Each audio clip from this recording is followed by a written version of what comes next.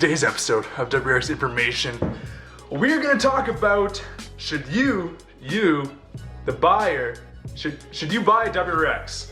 So we're going to kind of go over the pros and cons, whether you should buy a WRX. Maybe the cons outweigh the pros outweigh the cons. And keep in mind, this is my opinion. My answers are going to be based off my experience with my WRX, my friends' experiences, and what I've seen on the internet. And this is based on my opinion. Not an expert, just the guy who had to do an engine swap a day after buying his WRX, and I want to help you guys avoid that situation. And one thing I thought I'd mention, sorry for the lack of videos, if you didn't know, in one of my last videos I mentioned I was getting knee surgery. So basically all Christmas break I was in my room, very high on my drugs, just looking at memes. But I'm getting back on my feet, I can almost walk again. I still can't really walk, I still need crutches. Hopefully that gets back soon and I can be myself. I haven't even driven my car in like a month. It's been rough. And so what made me think about doing this video? If you didn't know, I posted a video in, I think, September of 2017 called Buying a Used WRX Common Problems, where I kind of go over common problems you can look for when trying to buy a WRX, kind of like a buyer's guide type thing. What to look for, like head gasket issues and other things. And that video kind of blew up. Well, it's my best video. I think it has around 35,000 views right now, so thank you guys. I really appreciate that, and all the new subscribers. But there's been a common theme in the comment section. Common problems. Everything. You should have gotten another car. Buying a used WRX, this one's my favorite. Buying a used WRX, don't. How to buy a used WRX? You don't. LOL. You missed the number one and most important thing, the glass. The transmission is literally made out of glass. If you're buying a Subaru, you are basically buying a very expensive piece of shit raw XD.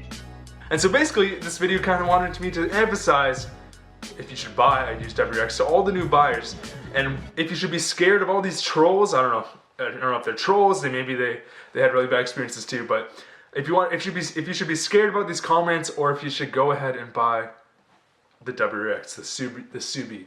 And so the first thing I want to bring up is there a market for a used Subaru WRX? Or when it's out of warranty, is it basically useless? So to start this video, I want to say, of course there's a market for a used WRX.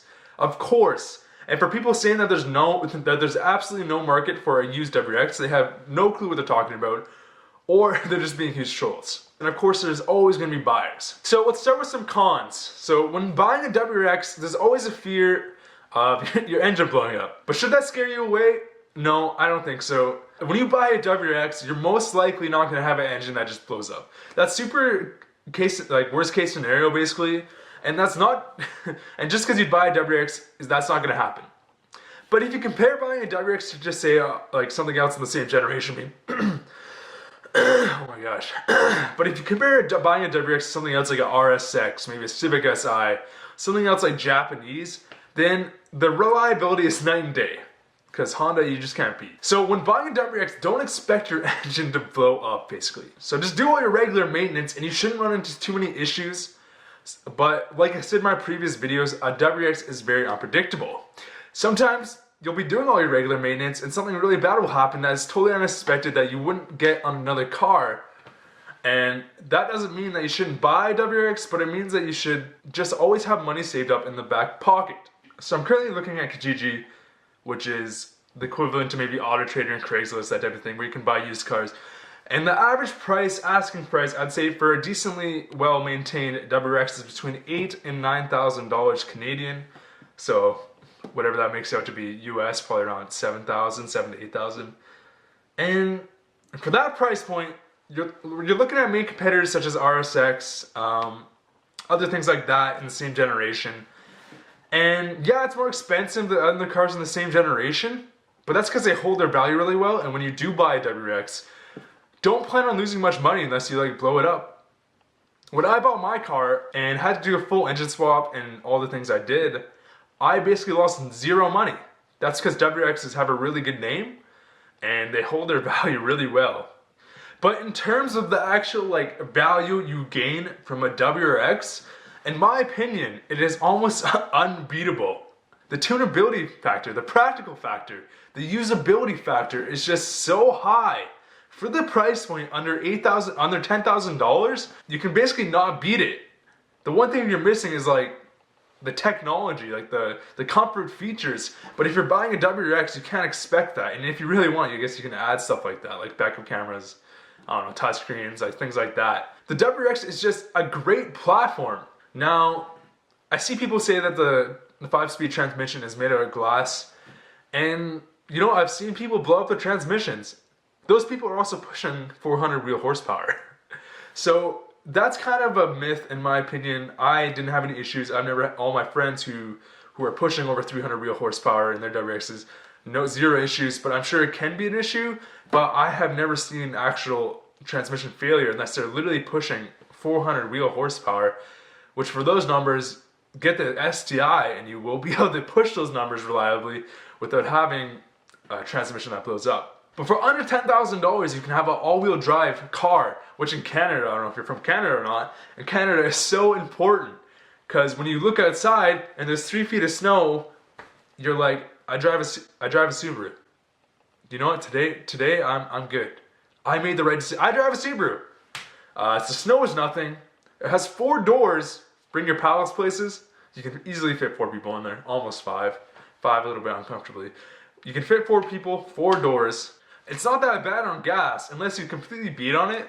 It's not that bad on gas, honestly. I thought it was gonna be really bad, maybe because mine was stock, but it's not even that bad on gas. And for the tunability factor, you spend $8,000 on a clean WRX, $8,000 to $9,000.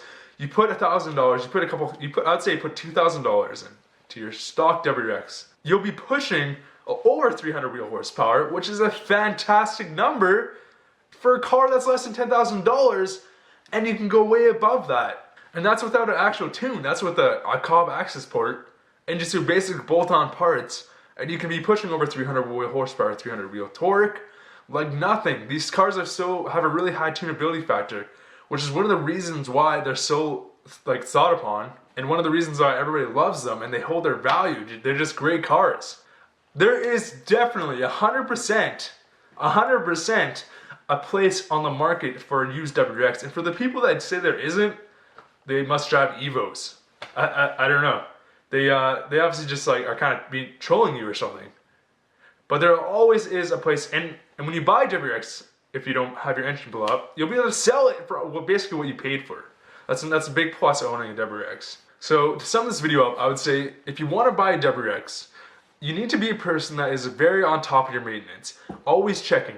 For example, when I had my WRX, I checked my oil every week, at least once a week. And if you're buying a WRX, you should kind of have a mindset, or at least know somebody, maybe your dad or something, who has like mechanical experience, so when like things are going wrong, it can be caught before your engine blows up.